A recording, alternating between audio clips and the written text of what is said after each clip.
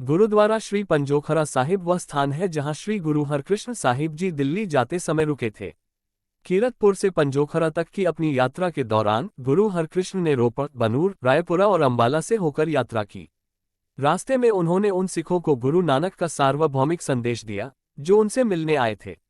जब वह पंजोखरा के पास पहुंचा तो एक सिख ने नम्रता से कहा, आपके दर्शन के लिए पेशावर, काबुल और कश्मीर से आदरणीय संगतें आ रही हैं। कृपया क्या आप कुछ दिनों के लिए पंजोखरा में रुक सकते हैं ताकि वे आपसे मिल सकें। गुरु हरकृष्ण इस गांव में अपना प्रवास बढ़ाने के लिए सहमत हुए।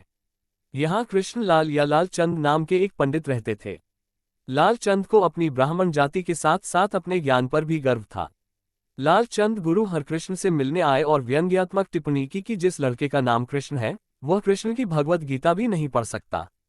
उन्होंने पूछा, कहा जाता है कि आप गुरु नानक की गुरुगद्दी पर बैठते हैं, लेकिन आप धार्मिक ग्रंथ के बारे में क्या जानते हैं। संयोगवश उसी समय गांव का एक अनपढ़ काले रंग का जलवाहक छाजूराम वहां से गुजरा। गुरु हरकृष्ण ने दरगाह मल नाम के एक व्यक्ति से छाजूराम को अपने साथ शामिल होने के लिए कहा। जैसे ही छाजूराम आए, गुरु हरकृष्ण ने उन्हें पास के तालाब में स्नान करने के लिए कहा।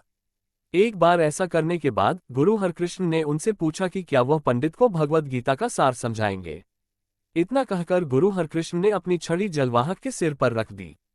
छाजूराम ने हिंदू धर्मग्रंथ पर प्रभावशाली भाष्य देकर सभी को आश्चर्यचकित कर दिया। छाजू की विद्वता ऐसी थी कि लालचंद का सिर शर्म से झुक गया, उनका अभिमान दूर हो गया और उन्होंने गुरु से क्षमा मांगी। गुरु हरकृष्ण ने पंजोखरा में 3 दिनों के बाद अपनी यात्रा फिर से शुरू की। लालचंद और छाजूराम दोनों महान गुरु के सिख बन गए और उनके साथ कुरुक्षेत्र तक यात्रा की। ऐसा कहा जाता है कि पंडित लालचंद गुरु गोबिंद सिंह के समय में खालसा में शामिल हुए और उन्होंने अपना नाम लाल सिंह रख लिया। दिसंबर 1705 में चमकौर की लड़ाई में लड़ते हुए उनके एक नायक की मृत्यु हो गई। गुरु हरकृष्ण के सम्मान में बनाए गए एक छोटे से स्मारक को सिख साम्राज्य के दौरान एक गुरुद्वारे के रूप में विकसित किया गया था। अभी हाल ही में एक विशाल परिसर विकसित किया गया है जिसमें एक विशाल हॉल के माध्यम से प्रवेश करने वाला 2 मंजिला गर्भगृह, एक विशाल भोजन कक्ष के साथ गुरु का लंगर और कर्मचारियों और सिखों के लिए संलग्न सरोवर और सहायक इमारतें शामिल हैं। रविवार की सुबह की सभाओं में बड़े पैमाने पर भाग लेने के अलावा पंजोखरा में गुरु हरकृष्ण के प्रवास की तारीखों की याद में मार्च सुदी 7 से 9 जनवरी फरवरी को एक वार्षिक मेला आयोजित किया जाता है।